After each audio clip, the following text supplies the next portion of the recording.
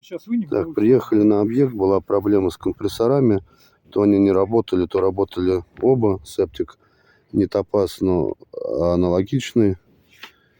В общем, и дымилось из-под камеры с насосом. Ну, понятное дело, что это поплавок. Вот сейчас покажем, почему он дымился. Он, смотрите, вот он, где на месте сгиба он ходил. Тихо, руками, тихо. Дай камера сфокусируется.